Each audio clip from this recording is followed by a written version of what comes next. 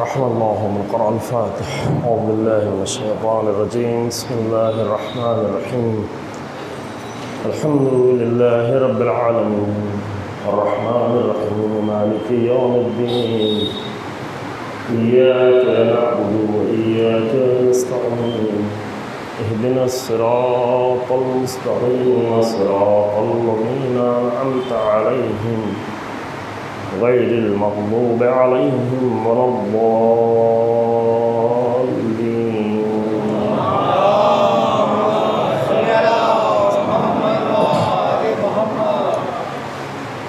لا حول ولا قوة إلا بالله العلي العظيم. أعوذ بالله من الشيطان اللعين الرجيم. بسم الله الرحمن الرحيم. الحمد لله على ما عرفنا من نفسه وألهمنا من شكره وفتح لنا من أبواب العلم بربوبيته ودلنا عليه من الإخلاص له في توحيده وجنبنا من الإلحاد والشك في أمره حمدا لا منتهى لحده ولا حساب لعدده ولا مبلغ لغايته ولا انقطاع لعمله والصلاة والسلام والتحية والإكرام ولا خير خلقه وأشرف بريته وحامل وحيه ومبلغ رسالاته سید المرسلین خاتم النبیین بالقاسم محمد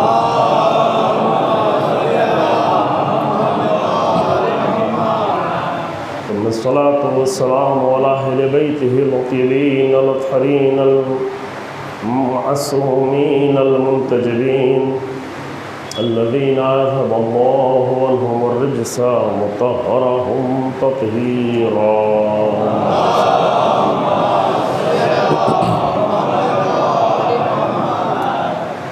ولعنة الدائمة الباقية على أعدائهم أعداء الله أجمعين.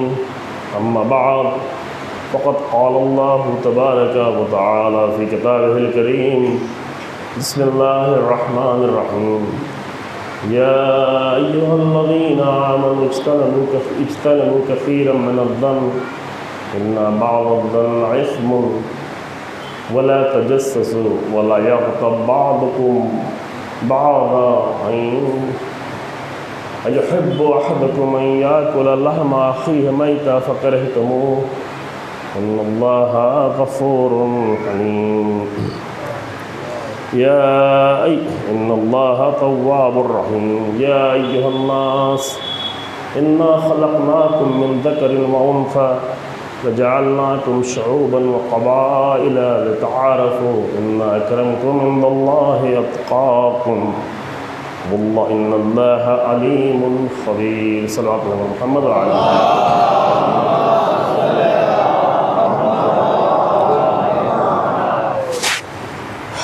قرآن مجید میں سورہ حجرات کی 12ویں اور 13ویں نمبر کی آیت کریمہ ہے. اس کے بعد چند آیتیں اور رہ گئی ہیں، اس کو ہم شاید سے ترجمے کی حد تک اور مختصر پیش کر پائیں گے انشاءاللہ کہ آج توفیق ہوگی ان دونوں آیتوں پر مختصر آپ کی خدمت میں عرض کیا جا سکے.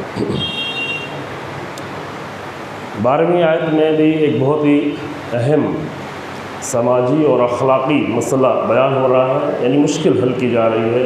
قرآن تربیت کر رہا ہے، جس طرح سے شروع سے آپ سنتے آئے ہیں، پہلی آیت سے لے کر کی سورہ حجرات کی ان آیتوں کے ذریعے سے ادب بھی سکھایا جا رہا ہے، اخلاق بھی سکھایا جا رہا ہے اور سماجی مشکلات کا حل پیش کیا جا رہا ہے کہ کیسے یہ ممکن ہے کہ ایک قوم دوسری قوم کا مذاق نہ اڑائے، کیسے یہ ممکن ہے کہ خواتین دوسری خواتین کا مذاق نہ اڑائیں. اس کی وجہ بھی قرآن نے بیان کی کہ جس کا مذاق اڑا رہے ہو ممکن ہے وہ تم سے بہتر ہے. جب تم سے بہتر ہے تو کیسے مذاق اڑا سکتے ہو، کیسے اس کا مسخرہ کر سکتے ہو. جس عورت کا ایک خاتون مذاق اڑا رہی ہے ممکن ہے وہ اس سے زیادہ بہتر ہو، تو جب ہم سے بہتر ہے تو ہم کیسے کسی کا مذاق اڑا سکتے ہیں؟ اور یہ مکمل طور پر اسلام نے ادب سکھایا ہے کہ کوئی بھی انسان کسی کو اپنے سے کمتر نہ سمجھے، کوئی بھی انسان۔ کل معاف کیجیے گا، میں گفتگو کے درمیان میں شاید ایک دو جگہ پہ کمتر کے بجائے بہتر کہتا گیا اور آپ لوگ متوجہ تھے، میں متوجہ نہیں ہو پایا۔ تو یہ بنیادی طور پر اسلام تربیت کرتا ہے، اس کے لیے متعدد روایتیں ہیں۔ آپ دیکھیں ہم صرف ابھی آیتوں تک رابطہ رکھے ہوئے ہیں، چونکہ وقت کم ہے، دن کم ہوتے ہیں، اور بہرحال چند آیتیں ہیں یہ چونکہ، لیکن انہی آیتوں پر حدیثوں میں بہت ہی حسین، بہت ہی خوبصورت، بہت ہی نورانی مطالب موجود ہیں۔ اگر حدیثوں کی دنیا میں ہم ابھی داخل ہوں گے تو شاید ایک دو آیت ہی میں رہ جاتے اور آگے نہ بڑھ پاتے۔ تو مقصد یہ تھا کہ تھوڑا ہمیں قرآن سے انس پیدا ہو، قرآن سے تھوڑا رابطہ ہو۔ انشاءاللہ اگر توفیق رہی کبھی، اب اگلے سال کا تو وعدہ کہیں ہو چکا ہے، لیکن اگر پھر کبھی زندگی رہی اور کبھی انشاءاللہ توفیق رہی تو حدیثوں کی روشنی میں کچھ مطالب بیان کی جائے۔ حدیثوں سے بھی بہت بے خبری ہماری، حدیثیں نور ہیں، حدیثیں روشنی ہیں، حدیثیں حیات ہیں، حدیثیں روح کی غذا ہیں۔ ہم جسم کی غذا، جیسے کل دوپہر میں عرض، جسم کی غذا کی بہت پرواہ کرتے ہیں، بہت فکر کرتے ہیں، لیکن روح کی غذا کی فکر نہیں کر پاتے۔ یہ قرآن کی آیتیں روح کی غذا ہیں، طولانی غذا ہے۔ جسم کو جو بھی آپ غذا کھلائیں گے وہ 6 گھنٹے 7 گھنٹے 8 گھنٹے بعد پھر جسم بھوکا ہو جائے گا، لیکن قرآن سے ایسی بھی غذائیں مل سکتی ہیں کہ ابد تک انسان کو سیراب کرتی رہے۔ ایک ایک آیت ممکن ہے انسان کو سالہ سال پوری زندگی سیراب کرتی رہے۔ ایک بدو اور جاہل انسان آئے اور رسول اللہ کی بارگاہ سے قرآن کی 2 آیتیں لے کے چلا جائے تو زندگی بھر کے لیے فقیہ بن جائے، عالم بن جائے۔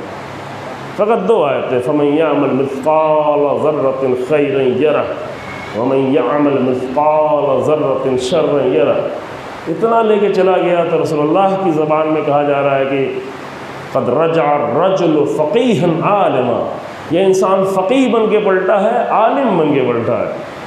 جس کو رسول اللہ فقیہ کا درجہ دیں، جو تھوڑی دیر پہلے صرف بدو تھا، صرف جاہل تھا، صرف دیہاتی تھا، صرف بکریاں اور بھیڑ چرانے والا تھا، لیکن 2 آیتوں کو اپنے دل میں اتار کے چلا گیا تو رسول اللہ کہہ رہے ہیں یہ فقیہ بن کے پلٹا ہے، یہ عالم بن کے پلٹا ہے۔ جسم کی کسی بھی غذا میں اتنی توانائی نہیں ہے کہ وہ جسم کو کئی سال تک غذا دیتی رہے، کئی مہینے تک جسم کی ضرورت کو پورا کرتی رہے۔ بس کوئی بھی غذا ہوگی 4-6 گھنٹے تک کے لیے، اس کے بعد پھر جسم کو غذا کی ضرورت ہوگی۔ لیکن ہمارے پاس جو روحانی غذائیں موجود ہیں وہ سالوں زندگیوں تک کے لیے کافی ہو سکتی ہیں، اور یہ وہی روحانی غذائیں ہیں جو آپ کی خدمت میں پیش کی جا رہی ہیں۔ تو وہاں پر قرآن نے، اس کے پہلے جو ہم نے آیت پڑھی، قرآن نے بنیادی طور پر انسان کو، اور اس کے ساتھ بہت ساری حدیثوں نے بھی یہ بتایا کہ تم اپنے آپ کو کسی سے بہتر نہ سمجھو اور کسی کو اپنے آپ سے کمتر نہ سمجھو۔ یہ کام ایک دن میں نہیں ہو جائے گا، ایک تقریر سے نہیں ہوگا، تھوڑا اس کے لیے پریکٹس کرنا پڑے گا۔ جب کسی انسان پہ نگاہ پڑے، حتیٰ کسی کو کوئی غلطی کرتے ہوئے دیکھیں تو اس وقت بھی اس کو اپنے سے کمتر نہ سمجھیں، کہ اس طرح اس وقت غلطی کر رہا ہو لیکن اس کے پہلے بہت سارے اچھے کام کر چکا ہو، اس کے بعد بڑے اچھے کام کرنے والا ہو، اور کیا پتہ کہ وہ میں بعد میں اتنے اچھے کام نہ کر پاؤں تو ممکن ہے یہ مجھ سے بہتر ہی ہو۔ آسان یہ سوچنے کی ضرورت ہے، اس طرح اپنے ذہن کی تربیت کرنے کی ضرورت ہے، اس طرح اپنی سوچ کو ڈھالنے کی ضرورت ہے، اور یہی قرآن 2 جملے میں یہ مسئلہ حل کر رہا ہے کہ عسیٰ ان یکون خیرا منہم ولا نساء من نساء عسیٰ ان یکن خیرا منہن۔ ایک قوم دوسری قوم کا مذاق نہ اڑائے کیونکہ ممکن ہے کہ وہ اس سے بہتر ہو، ایک خاتون دوسری خاتون کا مذاق نہ اڑائے، مسخرہ نہ کرے کیونکہ ممکن ہے کہ وہ اس سے بہتر ہو۔ یہ کل کی آیت تھی۔ آج کی آیت قرآن کہتا ہے یا ایھا الذین آمنوا، 5ویں بار ایک ہی سورہ میں 2.5 صفحے کے ایک سورے میں 5ویں بار کہا جا رہا ہے یا ایھا الذین آمنوا۔ اللہ، پورے 604 صفحے کے قرآن میں 89 بار کہا گیا یا ایھا الذین آمنو، لیکن 2.5 صفحے ہی میں 5ویں بار کہا جا رہا ہے یا ایھا الذین آمنو، اے مومنو میں تم سے کچھ کہنا چاہ رہا ہوں، اس پہ توجہ کرو۔ کیا کہ اجتنبوا کثیرا من الظن، یہ بھی اخلاقی مسئلہ بھی ہے اور سماجی بھی ہے، مورل بھی ہے، سوشل بھی ہے، اور بڑی مشکل ہے کہ دیکھو بہت سارے ظن سے پرہیز کرو، گمان کی دنیا میں نہ رہو۔ ظن یعنی وہ چیزیں کہ جو شک سے تو اوپر ہوں لیکن یقین تک پہنچی ہوئی نہیں ہو، علم تک پہنچی ہوئی نہیں ہو، 100% تک پہنچی ہوئی نہیں ہو، 50 اور 100 کے بیچ میں ہو، کہیں زیادہ گمان کہیں زیادہ کم گمان۔ انسان گمان میں نہ رہے، گمان نہ کرے کسی انسان کے بارے میں، کسی قوم کے بارے میں، کسی شخص کے بارے میں، کسی رشتے کے بارے میں، یقین تک اپنے آپ کو پہنچائے۔ اس میں تھوڑی سی گفتگو پہلے کی جا چکی ہے، آپ کو یاد ہوگا جو پہلے آیت پڑھی گئی کہ جب قرآن کہتا ہے کہ کوئی فاسق جب خبر لے کے آئے تو فوراً مان نہیں لو بلکہ فتبینوا، اس کی تحقیق کرو، اس کی ریسرچ کرو۔ حکم قرآن ہے کہ ریسرچ کرو۔ سر ریسرچ کو ہمیں دین کا حصہ سمجھا جاتا ہے، کہ ریسرچ تو کچھ PhD کے ڈاکٹریٹ کرنے والے اسٹوڈنٹس کا کام ہے اور کچھ اجتہاد کرنے والے فقہا کا کام ہے۔ ہمارا کام تو ریسرچ کرنا نہیں ہے۔ امام محمد باقر علیہ السلام کی حدیث ہے، صلی اللہ علیہ وسلم نے فرمایا کہ اگر میں اپنے جوان کو دیکھوں، شیعہ جوان کو، اور وہ دین کو نہ سمجھتا ہو تو میں اس کو اس بات پر ادب سکھاؤں، ڈانٹوں، اس بات پر اس کی تنبیہ کروں کہ گہرائی سے دین کو کیوں نہیں سمجھتا۔ فقہ یعنی گہرائی، کہ دین کو گہرائی سے کیوں نہیں سمجھتا۔ دین کے نام پر صرف دین کے سمندر کے کنارے جا کے صرف ساحل پر صدف کیوں اکٹھا کر رہا ہے، موتیوں تک کیوں نہیں پہنچتا، گہرائی میں کیوں نہیں جاتا، دین کی گہرائی میں کیوں نہیں جاتا۔ اس پر میں ادب سکھاؤں، اس کو تعدیب کروں، اس کو تنبیہ کروں۔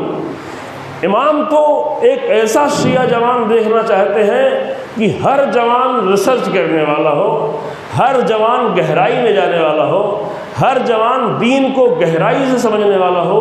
اگر دین کو گہرائی سے سمجھ لیا جائے تو دین کے نام پر اتنی جہالتیں نہ کی جائیں جو ہم کر رہے ہوتے ہیں، اگر دین کو گہرائی سمجھا جائے۔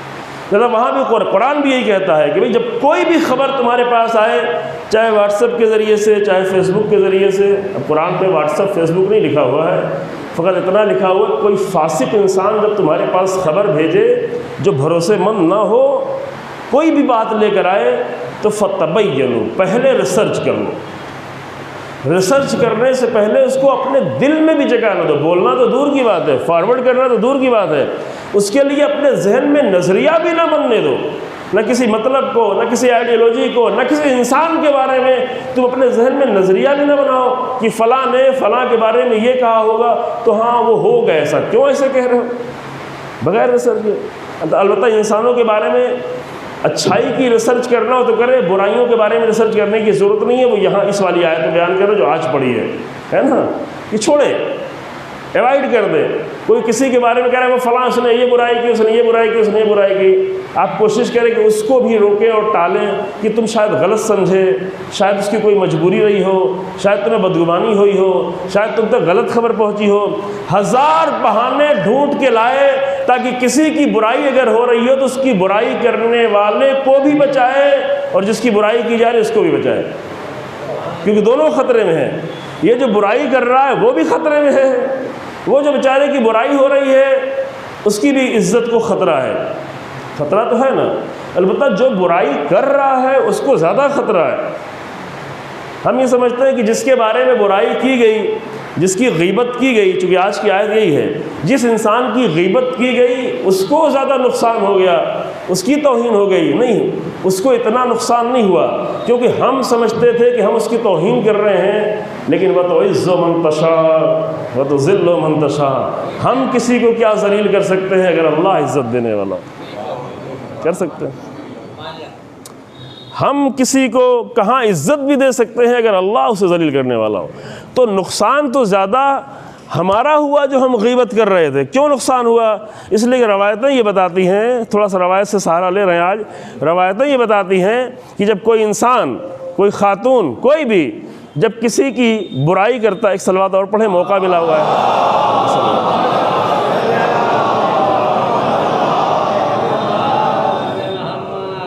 یہ موقع ہے، ایک آگے 2 صلوات اور پڑھ لیں۔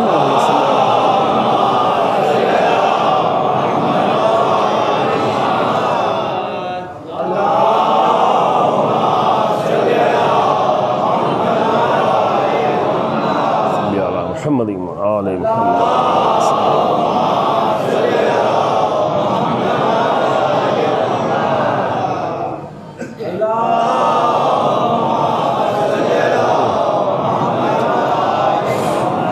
اگر اندر باہر کے مومنین تک آواز نہ جائے تو ادھر اندر ابھی جگہ ہے، میں شروع کرتا ہوں۔ جب کوئی انسان کسی کی برائی کر رہا ہوتا ہے تو جو برائی کر رہا ہوتا ہے اس کے اکاؤنٹ میں، اللہم صلی علی محمد وعلی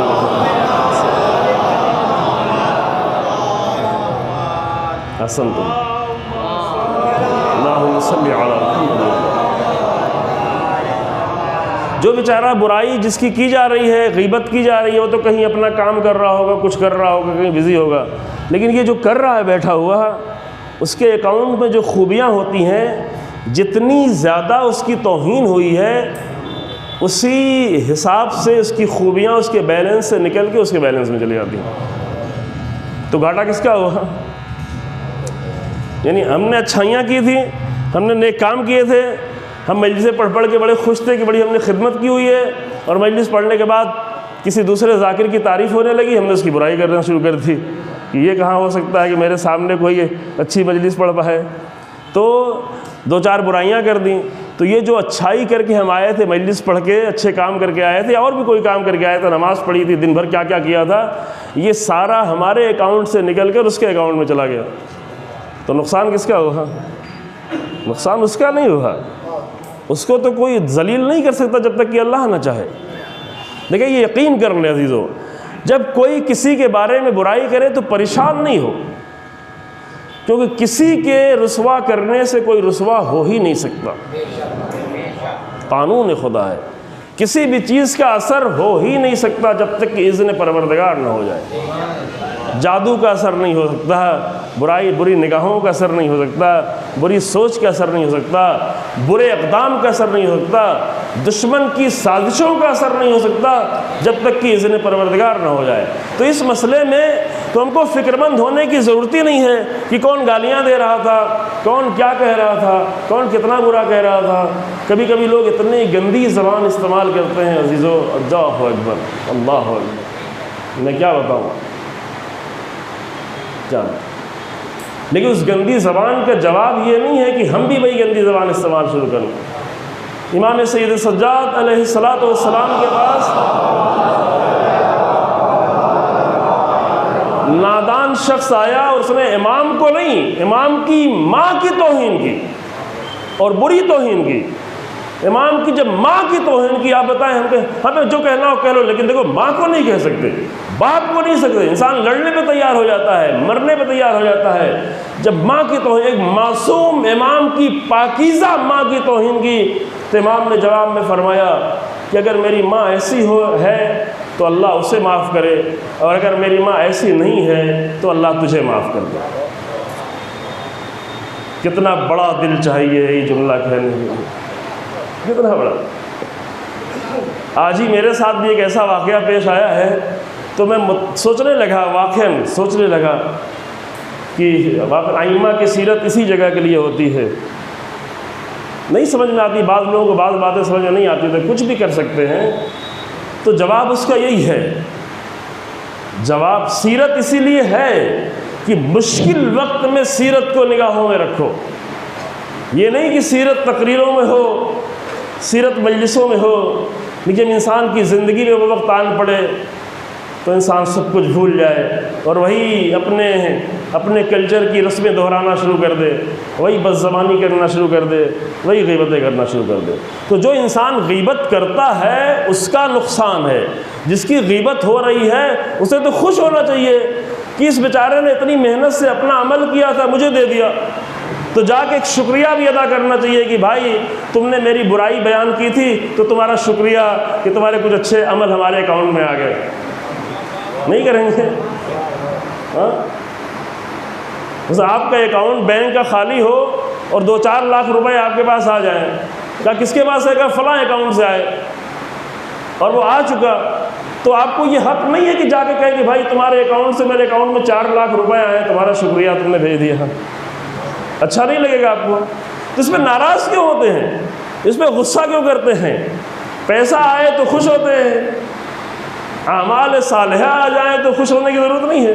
یہ پیسہ تو چلا جائے گا، لیکن کسی کا اعمال خیر آ جائے تو وہ کہیں جانے والا نہیں، وہ محفوظ رہے گا، وہ کسی وقت میں کام آئے گا، انشاءاللہ کام آئے گا. اگر آپ خود اس کو بچا کے رکھ سکیں، خود کسی کے حوالے نہ کر دیں کہ کسی نے ہمارے پاس بھیجا تھا، مجھے زیادہ اچھا نہیں لگا تو میں نے غیبت کر کے اپنا وہ اچھا کام دوسرے کو ٹرانسفر کر دیا، اپنا یہ اکاؤنٹ خالی کر دیا. لیکن جو آئے اپنے بھی عمل کو بچا کے رکھے اور دوسروں کی طرف سے بھی اگر آئے تو اسے بچا کے رکھے. لہذا غیبت کے جواب غیبت نہیں ہے، برائی کے جواب برائی نہیں ہے، بد کلامی کے جواب بد کلامی نہیں ہے. ان سب کا جواب وہی ہے جو امام نے کہا کہ اگر میری ماں ایسی ہے تو اللہ اسے معاف کرے، اگر میری ماں ایسی نہیں تو اللہ تجھے معاف کرے. لہذا گمانوں کی دنیا میں انسان زندگی نہ گزارے. اب میں وہاں سے پھر واپس آ رہا ہوں.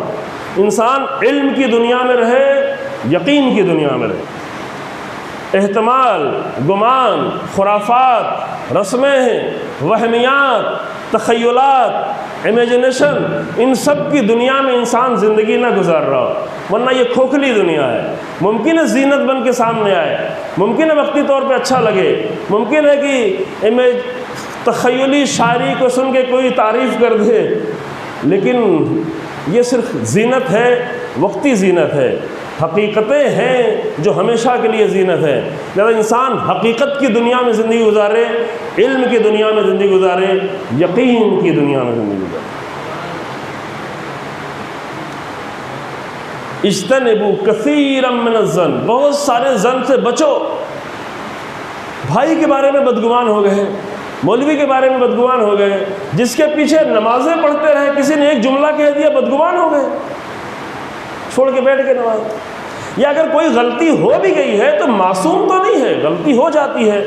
وہ آخر نماز سے پہلے کہہ رہا ہے نا استغفر اللہ ربی واتوب الیہ، اے میرے اللہ آج صبح سے لے کے ابھی تک میں نے جتنی غلطی تھی مجھے معاف کر دے. جب وہ معافی مانگ رہا ہے، اللہ بھی معاف کرنے کے لیے تیار ہے، تو ہمیں کیا مشکل ہے؟ ہم کو نماز پڑھنے میں کیا مشکل ہے؟ وہ نماز پڑھانے والا معافی مانگ رہا ہے، اللہ معاف کر رہا ہے. تو ہر ایک کے بارے میں بدگمان ہو جائے، بیوی کے بارے میں بدگمان ہو جائے، بیویاں شوہر کے بارے میں بدگمان ہو جائیں، بچوں کے بارے میں بدگمان ہو جائے. البتہ بے خبر نہ رہے، حالات سخت ہیں، خاص کر بچوں کے لیے انسان بے خبر نہ رہے، لیکن بہت جلدی بدگمان بھی نہ ہو جائے. نظر رکھے لیکن دخالت بہت زیادہ نہ کرے. اتنی دخالت نہ کرے کہ بچہ جب تھوڑا بڑا ہو جائے تو بالکل فرار کر جائے، بات ہی نہ کرنا چاہے، ملنا ہی نہ چاہے. لیکن ایک نگاہ رکھے، کیونکہ نگاہ رکھنا ایک تربیت کے لیے لازم ہے. مناسب وقت میں مناسب طریقے سے مشورے دے، حکم نہ دے، مشورے دے. ہوشیار بچے زیادہ ہوں تو ان کو زیادہ خیال رکھے کہ بجائے یہ کہ بیٹا تم یہ کام کرو، یہ کہے کہ بیٹا اگر یہ کیا جائے تو کیسا ہوگا، مشورے کے طور پہ کرے. وزیر کہا گیا ہے کہ جب تمہارا بیٹا بڑا ہو جائے، 14 سال کا ہو جائے، تمہاری بیٹی 14 سال کی ہو جائے، تو اب یہ غلام نہیں ہے کہ بار بار حکم دیتے پھرو، اب اس سے مشورے کرو کہ میری بیٹی اگر یہ کام کرے تو کیسا رہے گا، اگر یہ پڑھے تو کیسا رہے گا، ہے نا، تاکہ ان کی ذہنی تربیت بھی ہو رہی ہو. لیکن کسی کے بارے میں گمان زیادہ نہیں کرے انسان. کہ انسان قرآن بہت نزاکت سے آگے بڑھ رہا ہے. یہ بھی نہیں کہہ رہا نہیں بالکل گمان کرنا ہی چھوڑ دو، یہ نہیں کہہ رہا ہے. کہ اجتنبوا کثیرا من الظن، بہت زیادہ گمان کرنے سے بچو. جو بالکل اگر گمان کرنا چھوڑ دیں گے تو انسان بے خبر ہو جائے گا. بعض لوگ بے پرواہ ہو جاتے ہیں کہ میرا بچہ کچھ بھی ہو، میری بیٹی کچھ بھی ہو، تو یہ بے پرواہی اچھی چیز نہیں ہے. تھوڑا گمان رہے، تھوڑا نظر رہے، تھوڑا خبر رہے، ہے نا. لیکن اجتنبوا کثیرا من الظن، بہت زیادہ گمان کرنے سے بچو، ہر ایک کے بارے میں دوست ہے، اچھا بھلا دوست ہے، مشکل وقت میں کام آیا ہے، کسی تیسرے نے آ کر شرارتی کی وجہ سے کوئی ایک بات کہی، آپ بدگمان ہو گئے، چھوڑ بیٹھے، کچھ چاہا وہ نہیں دے پایا، شاید اس کی مجبوری رہی ہو، بدگمان ہو گئے۔ تو جو رشتے بنتے ہیں اس کو اتنی جلدی توڑا نہیں جاتا۔ امیر المومنین کی بہت ہی خوبصورت حکمت ہے کہ وہ انسان، وہ شاید دقیق لفظ میرے ذہن میں نہیں ہے، اگر آپ لوگوں کے ذہن میں کسی کو بتا دیجیے گا، وہ انسان گھاٹے میں ہے کہ جس کا دوست نہ ہو، اور وہ انسان اس سے بھی کہیں زیادہ گھاٹے میں ہے کہ دوست پا کے کھو دے۔ البتہ اچھا دوست، اگر برا دوست ہے تو جتنی جلدی کھو دے اتنا اچھا ہے، کہ وہاں آخرت میں نہ کہ یا لیتنی لم اتخذ فلانا خلیلا، کاش کہ میں نے فلاں کا دوست نہ ہوا۔ اگر برا دوست ہے، اگر مشکل پیدا کرنے والا دوست ہے، اگر ایمان چھیننے والا دوست ہے، اگر شعور چھیننے والا دوست ہے، اگر ایک عاقلانہ زندگی چھیننے والا دوست ہے، اگر برائیوں میں الجھانے والا دوست ہے، تو جتنی جلدی ممکن ہو سکے اس سے اپنے آپ کو دور کر لیں۔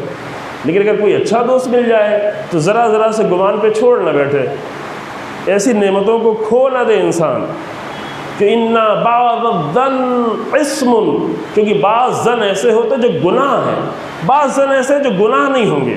دیکھیں یہاں پہ قرآن ہر بات کو بڑے ہی ناپ تول کے کہتا ہے۔ ہم لوگ جو ہے بس بالکل 100% کہتے ہیں، کسی کو برا کہنا ہوا تو 100% برا کہتے ہیں، کسی کو اچھا کہنا ہوا تو بالکل معصوم بنا دیتے ہیں، چاہے اس کی خطائیں کتنی بھی ہوں تاریخ میں، لیکن بس معصوم بنا کے رکھ دیتے ہیں، اب اس کے بارے میں کوئی کچھ کہہ ہی نہیں سکتا۔ ہماری حالت یہ ہے۔ لیکن جو لوگ پڑھے لکھے ہوتے ہیں وہ ہر چیز کے بارے میں، ہر انسان کے بارے میں انصاف سے کام لیتے ہیں، جو خوبیاں ہیں اسے خوبی سمجھتے ہیں، جو برائیاں ہیں اسے برائی سمجھتے ہیں۔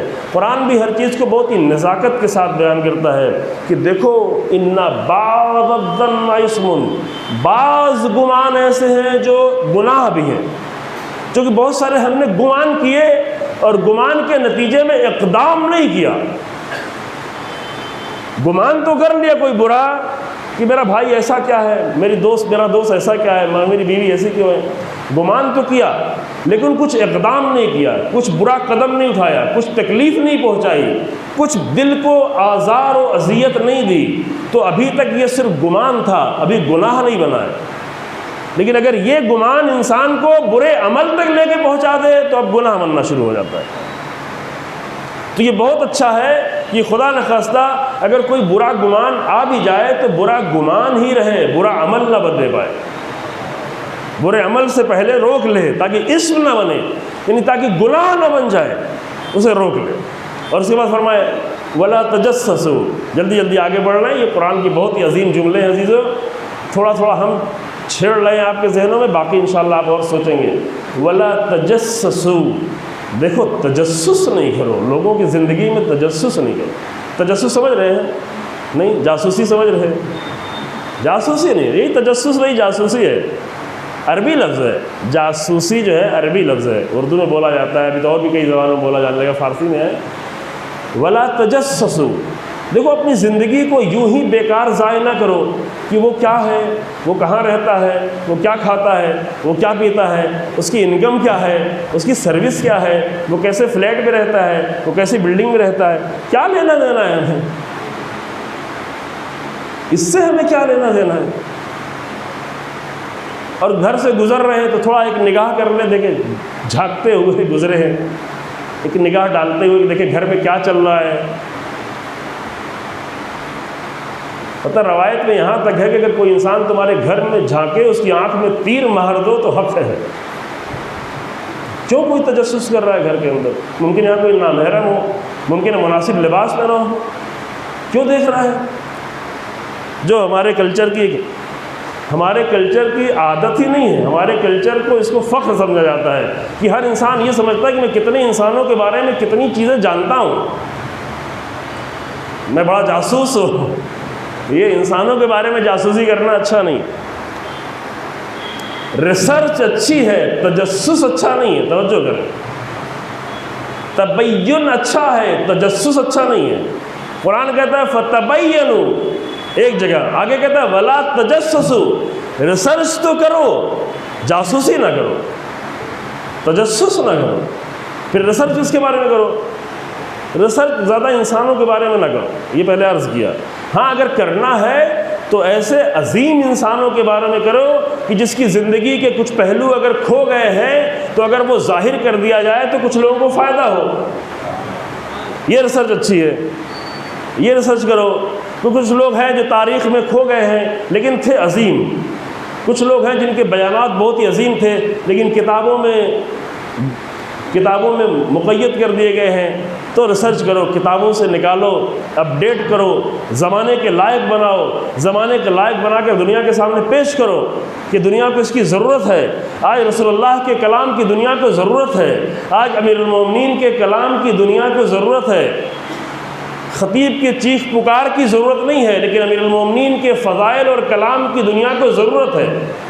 تو یہاں پہ انسان ریسرچ کرے، ریسرچ کر کے اس کو دنیا آج کے زمانے کے مطابق ڈھال کے لوگوں کے سامنے پیش کرے تاکہ لوگوں کی ضرورت پوری ہو۔ تو یہاں تک تو ریسرچ اچھی ہے، لیکن یہ کہ فلاں انسان کتنا برا تھا اس پہ زیادہ ریسرچ کرنے کی ضرورت نہیں عام لوگوں کے لیے۔ اگر فرعون کی برائی پہ ریسرچ کرنا ہے کہ جس سے لوگوں کو بہت نقصان پہنچا تو وہ الگ مسئلہ ہے۔ اگر یزید کی برائی پہ، البتہ یہ بھی فرصت نہیں ہے، ہم لوگ یہ سب کرتے نہیں ہیں، پڑھتے بھی نہیں ہیں۔ مثلا ایک مرتبہ جا کے پڑھتے بھی نہیں ہیں کہ جن لوگوں نے اہل بیت پر اتنا ظلم کیا ہے وہ کیسے لوگ تھے، کوئی سوچنا ہی نہیں چاہتے، پڑھنا بھی نہیں چاہتے۔ پڑھائی بتائے پڑھنا اچھی چیز ہے، شخصیتوں کے بارے میں پڑھنا چاہیے، بری شخصیتیں جو کردار ہیں ان کے بارے میں بھی، اور جو بہت عظیم کردار ہے، لیکن اصل ریسرچ کا مرکز ہو وہ یہ ہو کہ جس سے لوگوں کو خیر پہنچے۔ اگر کسی کی بری شخصیت اور گندے تاریخ کے کردار کے بارے میں ریسرچ کر کے بھی خیر پہنچایا جا سکتا ہے تو پہنچائے، مسئلہ ہے خیر پہنچانا، تاکہ یہ جاننے کے بعد لوگ عبرت حاصل کریں اور کوئی ایسا ظالم نہ بنے، کوئی ایسے ظالم سے اپنے آپ کو جوڑے نہیں۔ آج بھی بڑے سارے یزید موجود ہیں، اگر یزیدوں کو صحیح پہچانا گیا ہوتا تو یزیدوں سے رشتہ نہ جوڑا جاتا، یزیدوں سے انسان سیاسی رشتے نہ جوڑ رہا ہوتا۔ تو اس حد تک ریسرچ اس کی بھی ضروری ہے، لیکن زیادہ جس بات کی ضرورت ہے کہ تاریخ کے عظیم انسانوں کے بارے میں ریسرچ کی جائے تاکہ لوگ ان کے پہچانیں، ان کی عظمتوں کو پہچانیں، یہ ہر زمانے کی ضرورت ہے۔ لیکن اور بھی ریسرچ کے بہت سارے ٹاپک ہیں، اس پوری کائنات میں اتنی ساری چیزیں مجہول ہیں جو لوگوں کو نہیں معلوم، ہر ان چیزوں پر ریسرچ کرنے کی ضرورت ہے تاکہ لوگوں کے علم میں آ جائے، بڑھ جائے، علم بڑھتا چلا جائے۔ لیکن یوں ہی آس پاس کے لوگوں کے درمیان میں تجسس کرتے نہیں پھرو، ولا تجسسوا۔ اگر یہ عادت ہے تو اس کا بھی انسان ارادہ کرے کہ نہیں اب تجسس نہیں کریں گے۔ میری خالہ زاد بھائی کیا کرتا ہے اور پھوپھی زاد بہن کہاں رہتی ہے، ٹھیک ہے ایک سلام دعا کرو، رشتہ دار ہے، صلہ رحم کے طور پر ایک اچھے طریقے سے پیش آؤ، لیکن کیا کرتے ہیں، کیا کھاتے ہیں، کیا پڑھتے ہیں، کیا پیتے ہیں، کیا یہ سب کی ضرورت نہیں۔ پڑوسی کیا کر رہا ہے اس کی کیا ضرورت ہے ہمیں؟ ایسے تجسس کی انسان کو ضرورت نہیں ہے، بے خبری کی بھی ضرورت نہیں ہے، تجسس کی بھی ضرورت نہیں ہے۔ وَلَا يَغْتَبْ بَعْضُكُمْ بَعْضًا، اور دیکھو کوئی انسان بعض لوگوں کی غیبت نہ کرے۔ وجہ وہ تو میں نے بتا دیا تھا، اکاؤنٹ ٹرانسفر ہونے والی بات۔ وجہ کیا ہے اس کی؟ قرآن یہ کہتا ہے کہ أَيُحِبُّ أَحَدُكُمْ أَن يَأْكُلَ لَحْمَ أَخِيهِ مَيْتًا، کیا تم میں سے کوئی اس بات کو پسند کرتا ہے کہ اپنے مرے ہوئے بھائی کا گوشت کھائے؟ قرآن نے اتنا سخت جملہ استعمال کہ جلدی قرآن ایسا استعمال نہیں کرتا، لیکن چونکہ یہ برائی ہے ہی اتنی اور قرآن حقیقت بیان کرتا ہے، قرآن حقیقت بیان کرنے میں کوئی تکلف بھی نہیں کرتا۔ کیا تم میں سے کوئی یہ پسند کرتا ہے کہ اپنے مرے ہوئے بھائی کا گوشت کھائے؟ کہ یہ کیسے ہو سکتا ہے کہ جب کوئی انسان غیبت کرتا ہے تو اس کی توہین و تذلیل کر رہا ہوتا ہے۔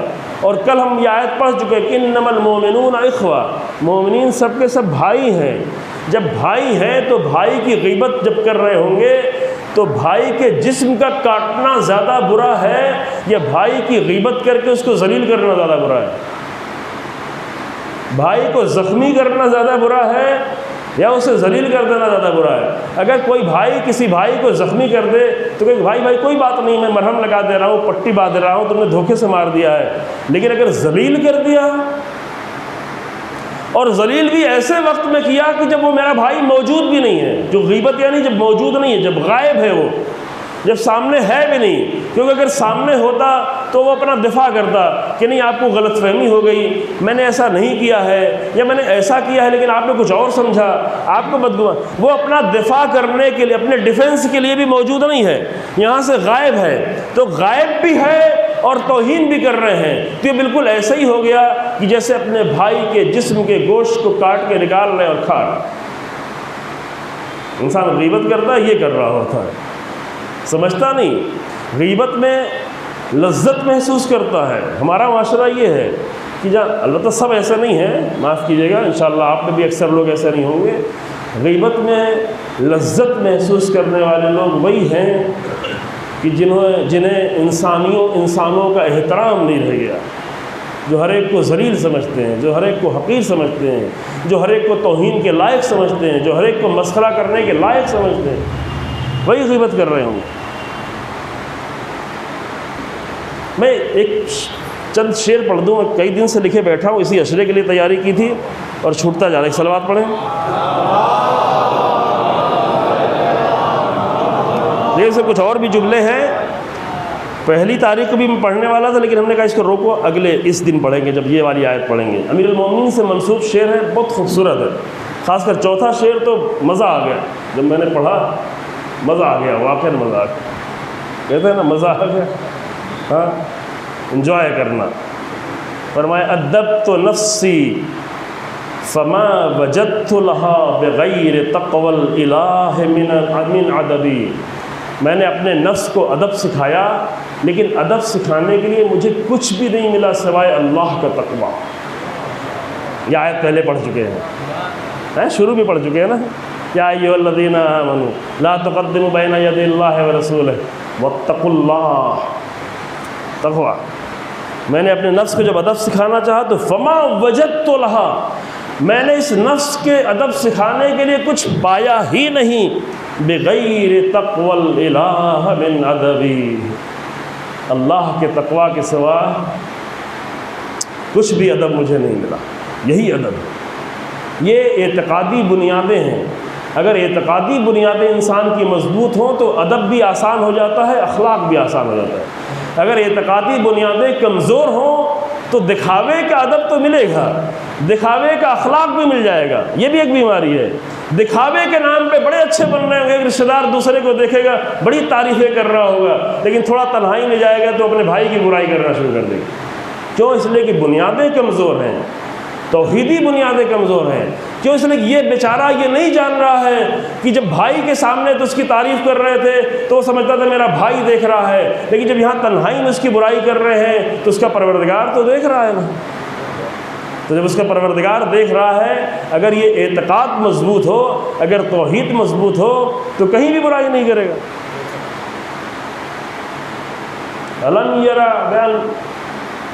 الم یعلم بان اللہ یرا، کیا انسان نہیں جانتا کہ اللہ دیکھ رہا ہے؟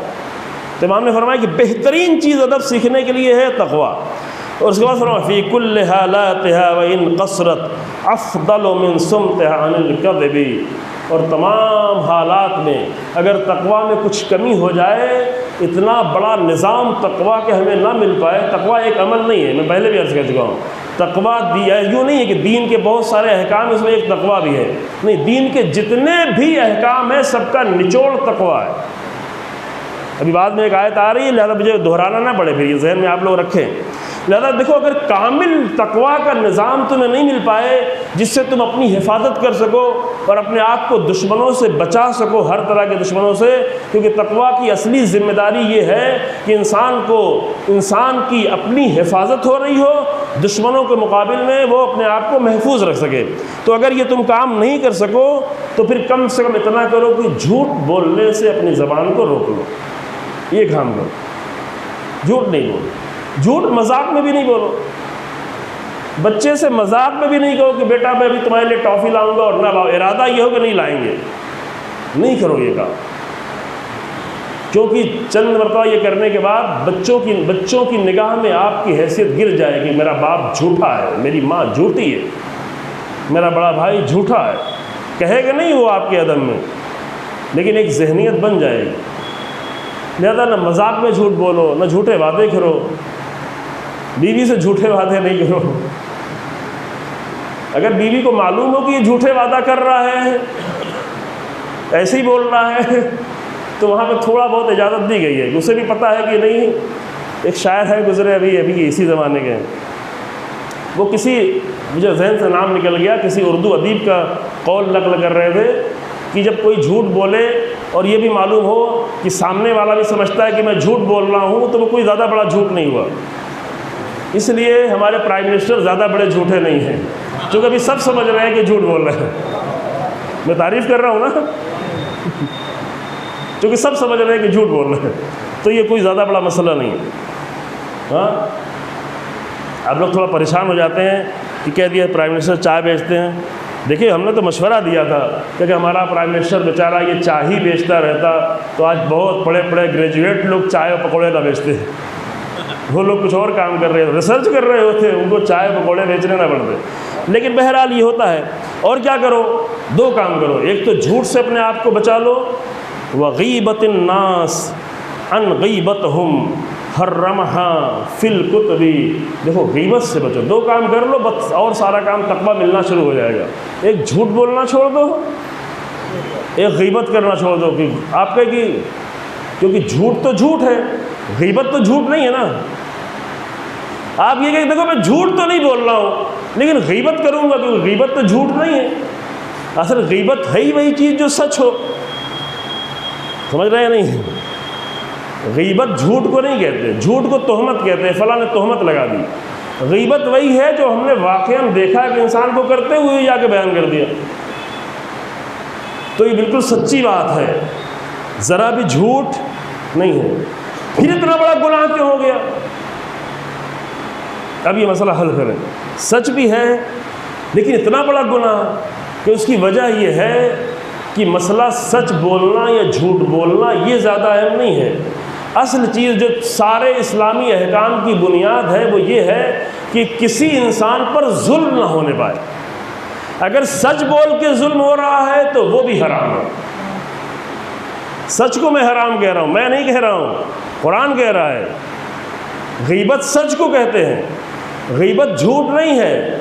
غیبت وہی کی جاتی ہے جو دیکھا ہے. یہ سچ بات بھی نہ کرو کیونکہ اس سچ میں اس کی توہین ہے، اور توہین ہونا کسی انسان پر ظلم ہے، تو ظلم حرام ہے. مشکل ہے، یہ آپ کے چہروں سے لگ رہا ہے تھوڑا مشکل ہے، لیکن مشکل نہیں عزیز ہو. سچ بھی حرام ہے اگر ظلم بن جائے. اگر آپ سچ بولیں اور اس سچ بولنے کے نتیجے میں ایک انسان کی جان چلی جائے جو نہیں جانا چاہیے تھی، تو یہ سچ بولنا ظلم ہے اور حرام ہو گیا. تو یہ سچ نہ بولیں. اور اگر جھوٹ بول کے ایک انسان کی جان بچا سکتے ہیں تو بول دے جھوٹ، کھل کے بول دے، بغیر پرواہ کے بول دے. کیوں؟ اس لیے کہ ایک مظلوم انسان کو ہم کسی ظالم سے بچانا چاہ رہے ہیں، تو ظالم سے بچانے کے لیے جھوٹ بول رہا ہے تو یہ ظلم نہیں ہوا، یہ ظلم کے خلاف عمل ہے.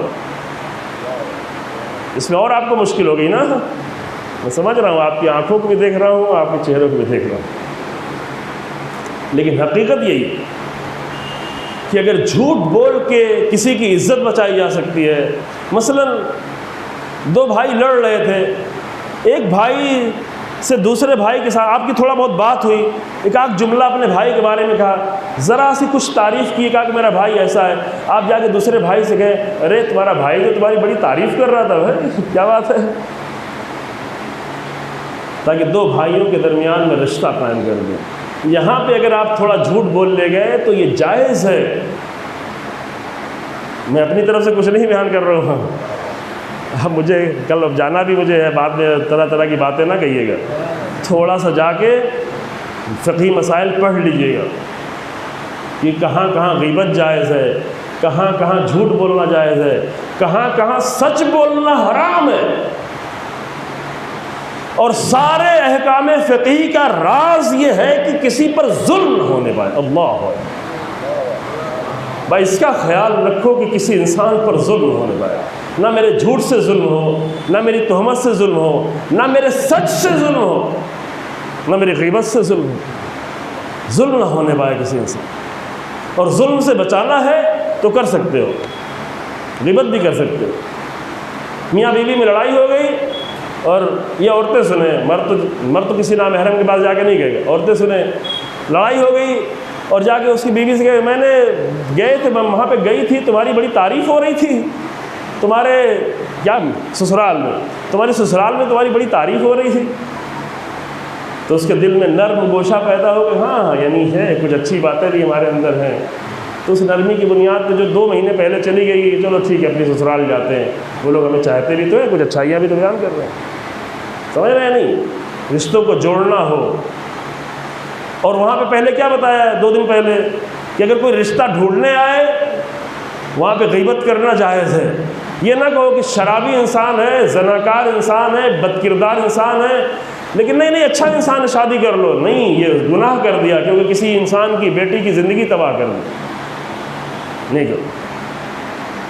اب اسے یہ بہت ہی اہم چیپٹر ہے، بہت ضروری بھی ہے، بہت خوبصورت بھی ہے، بہت زیادہ روایتیں بھی ہیں، لیکن میں کم سے کم 2 شعر اور پڑھ لوں تاکہ اگلی والی آیت پڑھ سکوں انشاءاللہ، اور وقت تمام ہو رہا ہے۔ اس کے بعد امام کے یہ شعر ہے، امام کی طرف منسوب شعر ہے، امام اس کے بعد فرماتے ہیں ان کان، 3 ہو گیا شعر، ایک ہی رہ گیا، اب یہ آخری سنیں۔ ان کان من فضة کلامک یا نفس فإن السکوت من ذهب، اے میرے نفس اگر تیرا بولنا چاندی ہے تو یہ جان لے کہ تیرا خاموش رہنا سونا ہے۔ اللہ کتنا خوبصورت ہے، ہاں؟ ان کان کلامک من فضة یا نفس فإن السکوت من ذهب، ہم کو تو صرف یہ لگتا ہے کہ بولنا ہی صرف اچھا ہے، بس خاموش تو رہنا ہی نہیں ہے نا؟ یہ ہماری بہت بڑی مشکل ہے۔ امروہہ کے مومنین بھی بہت بولتے ہیں، معاف کیجیے میں کسی دوسرے کے سامنے جا کے غیبت نہیں کروں گا، آپ ہی کے سامنے کہتا ہوں، بولتے بہت زیادہ ہے، تھوڑا کم بولے تو چلے گا۔ لیکن اگر یہ کہ آپ لوگ بہت سالوں بعد آئے ہوئے ہیں اور لوگوں سے ملے ہوئے ہیں، اس وجہ سے زیادہ بولنا ہے تو ٹھیک ہے، تو پھر ہماری غلطی ہے، میں نے غلط محسوس کیا، آپ کا دل بھرا ہوا ہے، سالوں سے نہیں ملے ہوئے اپنے بھائی سے، دوست سے، اس سے تو چلو بول رہے ہیں، لیکن ضرورت نہیں ہے کہ جس کو دیکھیں سارے رشتے بتا ڈالیں، یہ ہے وہ ہے، ٹھیک ہے اچھا ہے، اتنا ضرورت نہیں ہے۔ ایک انسان غیر مربوط ہے، وہ جان کے کیا کرے گا اتنا، ہے نا؟ معاف کیجیے گا یہ زیادہ اس پہ نہیں ہے، اگر وہ کیا بھی تو کوئی عیب کی بات بھی نہیں، کیونکہ گناہ کا کام نہیں کیا ہے، لیکن اصل نقطہ یہ ہے کہ بولنا بھی اچھا ہے، لیکن بہت ساری جگہوں پہ بولنے سے زیادہ خاموش رہنا اچھا ہوتا ہے۔ اگر بولنا چاندی ہے تو خاموش رہنا سونا بن سکتا ہے۔ جب 2 انسانوں میں تھوڑا سا بولنے کی وجہ سے لڑائی ہونے والی ہے تو وہاں پہ خاموش ہو جائے، یہ سونا بن جائے گا۔ کسی کے بارے میں بات کرنے کے دل چاہ رہا ہے، بات نہ کرے، خاموش ہو جائے۔ مشکل ہے، اللہ نے اسی لیے زبان کو اتنے مضبوط جبڑے کے پیچھے رکھا ہوا ہے۔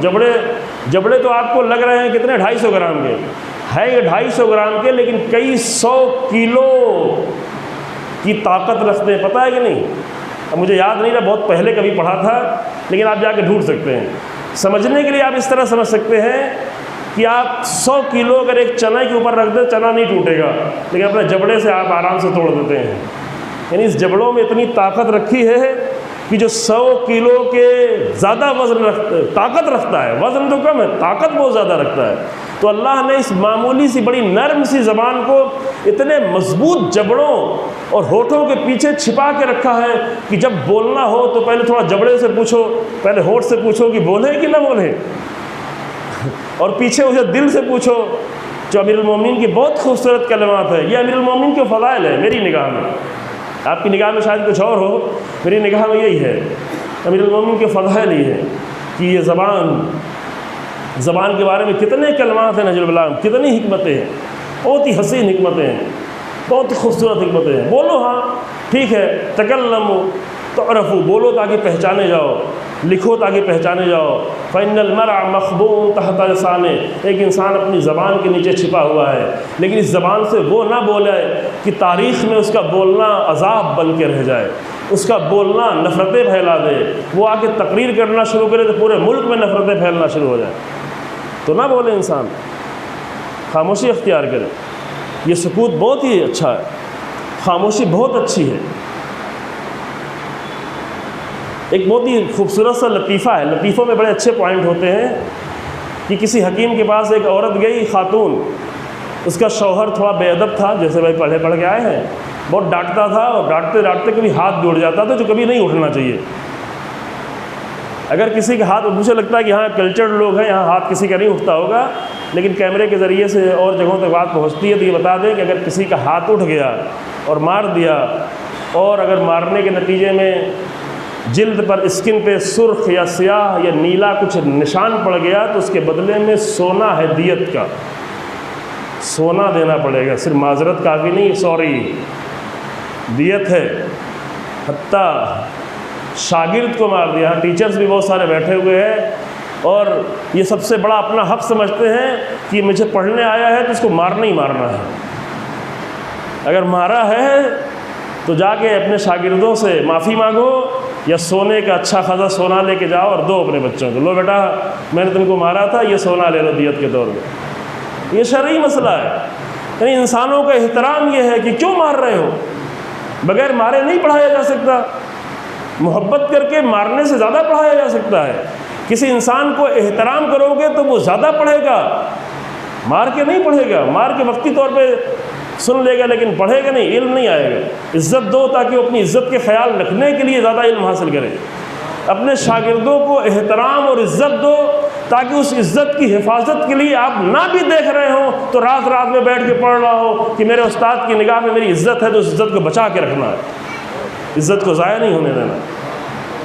تو یہ شرعی مسئلہ ہے کہ اگر مار دیا ہے، خدا نہ خاصہ کسی نے بیوی کو نہ مارا ہو، لیکن مار دیا ہے تو کل جا کے سونا، کل تو 40 ہے، ایک دن رہنے دیجیے گا، ایک دن معافی مانگ لیجیے گا، اس کے بعد جا کے سونا خرید کے لا کے دیجیے گا کہ میں نے آپ کو مارا تھا، آپ کے اوپر یہ نشان پڑ گیا تھا۔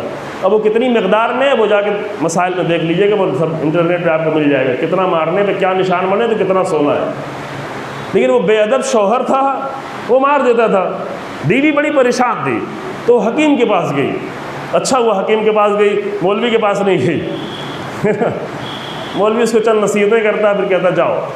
وہ حکیم کے پاس گئی، حکیم نے کہا کہ اس نے کہا کہ میرا شوہر مجھے مارتا ہے، مجھے دوا دو، میرے شوہر کے لیے کچھ ایسی دوا دو، میں چپکے سے کھلا دوں گی اس کو تاکہ مجھے مارے نہیں۔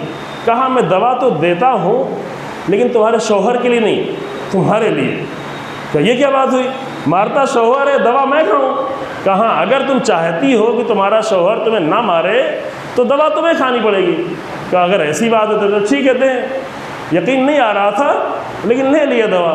اس نے دوا بنائی، بہت اچھی سی گولی بنائی کہ جو جلدی گھلنے والی نہیں تھی، کچھ دوائیں ہوتی دیر تک منہ میں رہتی ہیں۔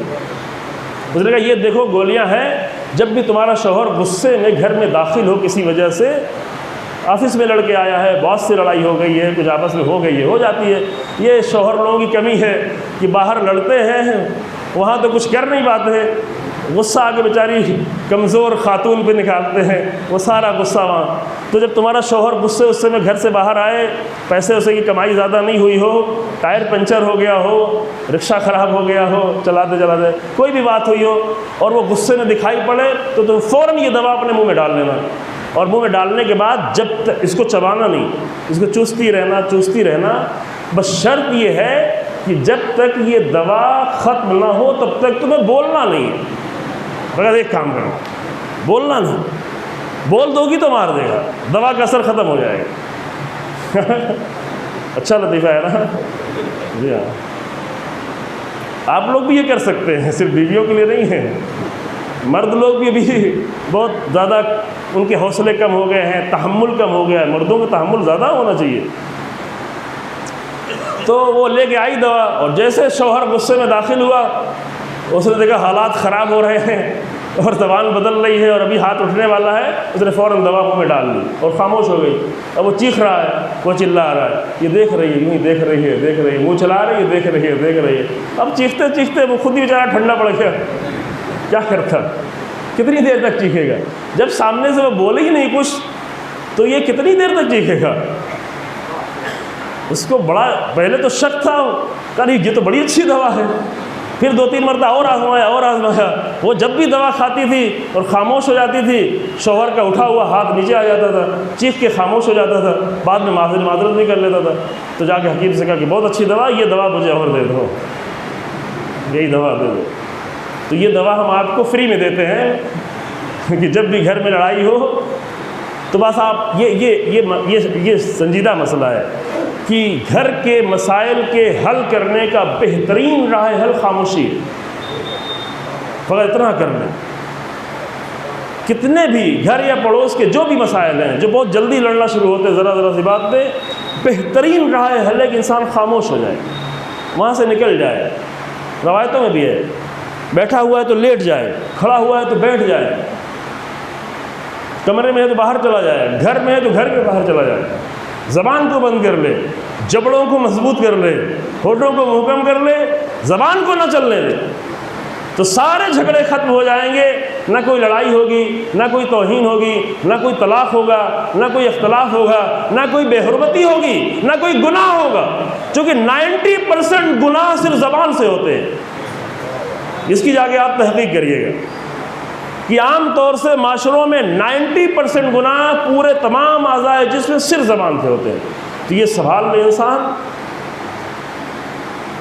یہ بہت مشکل ہے.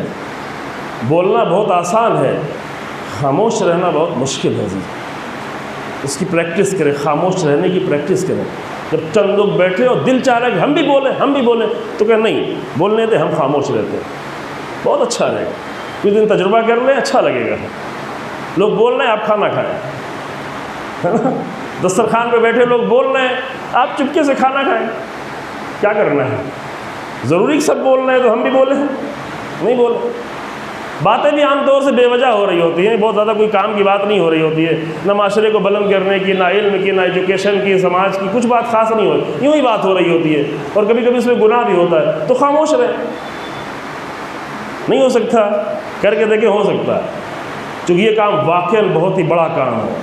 میں نے تمام کیا عزیزو، تمام کیا. بولنا بہت آسان تھا، خاموش رہنا بہت مشکل تھا. کوفے کے بازار میں جب پھوپھی خطبہ دے رہی تھی تو سید سجاد کا بولنا بہت آسان تھا، لیکن خاموش رہنا بہت مشکل تھا. ابن زیاد کے دربار میں بولنا بہت آسان تھا، لیکن خاموش رہنا بہت مشکل تھا. لیکن یہاں پہ خاموش رہے، اس لیے خاموش رہے کہ ہمیں وہاں بولنا ہے جو آخری مارکہ ہے. ایسا نہ ہو کہ ہم کوفے میں بول جائیں تو شام تک پہنچنے ہی نہ پائیں. اللہ اکبر. یہی مسائل مشکل کام ہے. میری پھوپھی خطبہ دے اور میں خاموش رہوں. نہیں، یہاں پہ زینب ہی خطبہ دے، یہاں پر ایک خاتون خطبہ دے. کیونکہ خاتون کی جان اتنی خطرے میں نہیں ہے جتنی ایک جوان کی جان خطرے میں ہے. تو ایک جوان اگر کوفے میں بول جائے اور اس کے بولنے کے نتیجے میں اور اس کے خطبے کے نتیجے میں کوفے میں اس کی جان چلی جائے تو کوفے کا مارکہ تو شاید سر ہو جائے. شام کو کون جیتے گا؟ شام کا مارکہ کون سر کرے گا؟ شام کے جامع مسجد میں خطبہ کون دے گا؟ شام کے جامع مسجد میں خطبہ دینے کے بعد پورے شام کے حالات کو کون بدلے گا؟ لہذا اے سید سجاد، میں یہاں پر ابھی خاموش رہوں تاکہ شام میں بولوں.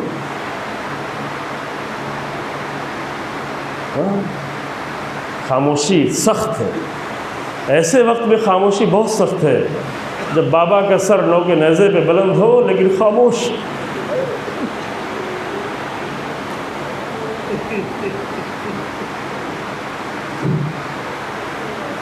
خاموش ہے، صرف دیکھ رہے کہ ہماری منزل ابھی آگے ہے، ہمیں یہاں نہیں بولنا. میری پھوپھی بھی بولے تو مجھے خاموش رہنا. میری منزل ابھی آگے ہے، مجھے خاموش رہنا. خاموش رہے، اور جب بولے بھی تو کیسے بولے؟ جب نادان انسان نے کہا کہ اللہ کا شکر ہے کہ اس نے آپ کو اس مصیبت تک، اس حالت تک باغیوں کو پہنچا دیا، تو کہا کہ بھائی تو مسلمان ہے؟ کہا میں مسلمان ہوں، کیونکہ الحمدللہ کہہ رہا تھا۔ کہا تو قرآن پڑھے ہوئے ہے؟ کہا میں قرآن پڑھے ہوئے ہوں۔ ایسے ہی کہا۔ امام سید سجاد نے یہ نہیں کہا کہ تجھ پر لعنت ہو، تجھ پر اللہ کا عذاب ہو۔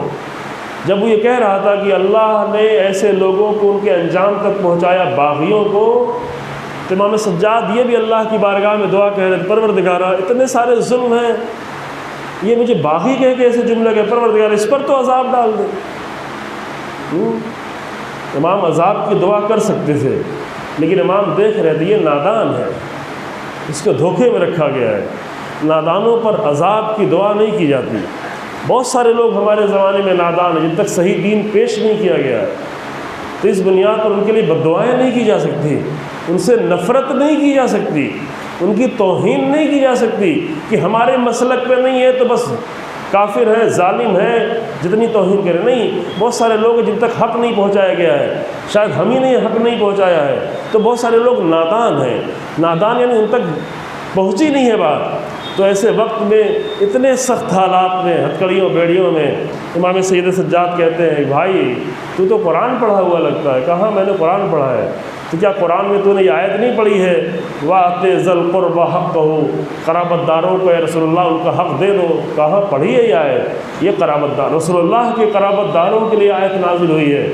کہا پھر قرآن میں تو نے یہ بھی آیت پڑھی ہے قُلْ لَا أَسْأَلُكُمْ عَلَيْهِ أَجْرًا إِلَّا الْمَوَدَّةَ فِي الْقُرْبَى، کہ میں کوئی بھی اجر نہیں چاہتا سوائے میرے اہل بیت، میرے قربا کی محبت۔ کہا ہاں میں نے یہ بھی آیت پڑھی ہے، لیکن یہ تو رسول اللہ کے قرابت داروں کے لیے ہے، یہ تو رسول اللہ کے اہل بیت کے لیے ہے۔ تو کہا تو نے یہ آیت پڑھی ہے انما یرید اللہ لیذھب عنکم الرجس اہل البیت ویطہرکم تطہیرا۔ کہا میں نے یہ بھی آیت پڑھی ہے، لیکن یہ تو رسول اللہ کے اہل بیت کے لیے ہے۔ کہا وہ رسول اللہ کے اہل بیت ہم ہی ہیں، وہ ہم ہی ہیں، وہ میرے بابا کا سر ہے جو لوگ کے نیزے پہ بلند ہے، وہ رسول اللہ کا نواسہ ہے۔ اور امام زین العابدین اسلام کا ادب دیکھ کر اور طریقہ گفتگو دیکھ کر اسے کچھ تحقیق کرنے کی ضرورت ہی نہیں تھی، یہ انداز کلام دیکھ کے یقین آ گیا کہ یہ رسول اللہ ہی کا نواسہ ہو سکتا ہے، وہی اس انداز سے گفتگو کر سکتا ہے۔ اس نے اپنے سر سے عمامہ پھینکا، فریادیں بلند کرنا شروع کی، چیختا رہا کس کو لایا گیا ہے؟ اہل بیت کو بازاروں میں پھرایا جا رہا ہے، اہل بیت پہ پتھر مارے جا رہے ہیں، اہل بیت پر خاک پھینکی جا رہی ہے، اہل بیت کو نیزے سے اذیت دی جا رہی ہے۔ اور بازار کی منزل گزرنے کے بعد، میں تھوڑا سا مسائل عزیزو، بازار کی منزل گزرنے کے بعد جب دربار میں بیویوں کو داخل کیا گیا، ایک دربار میں پہلے بیویاں جا چکی تھی، لیکن وہاں کم سے کم سب کے سب مسلمان تھے، اللہ اکبر۔ لیکن جب شام کے دربار میں بیویاں داخل ہوئیں تو الگ الگ ملکوں کے سفیروں کو بلایا گیا تھا، سب کی نگاہیں تھیں، اور علی و فاطمہ کی بیٹیاں تھیں، زینب کا سر جھکا جا رہا تھا، اور اس سے بھی زیادہ سید سجاد کا سر جھکا جا رہا تھا۔ میری بھوبی اماں، آپ کو کس دربار میں داخل ہونا پڑا؟ دربار کے سیڑھیوں کے قریب جا کے بیویوں کو کھڑا کر دیا، بیویاں کھڑی ہوئی ہیں، بیویاں بیٹھ بھی نہیں سکتی۔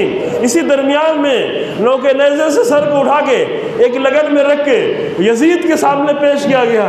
وہ اپنی فتح کا جشن منانا چاہتا تھا، اس کے ہاتھ میں ایک چھڑی تھی، ایک ڈنڈا چھڑی لے کر حسین ابن علی کے بالوں پہ چھڑی پھیر رہا تھا، داڑھی پہ چھڑی پھیر رہا تھا، ہونٹوں کو چھڑی سے ڈنڈے سے کھولا اور کہتا ہے حسین تمہارے ہونٹ بڑے خوبصورت ہے، تمہارے دانت بڑے خوبصورت ہے۔ وہیں پر رسول اللہ کے صحابی موجود تھا، یہ منظر دیکھ نہ سکا، فریاد بلند کی، اے یزید تو کیا کر رہا ہے؟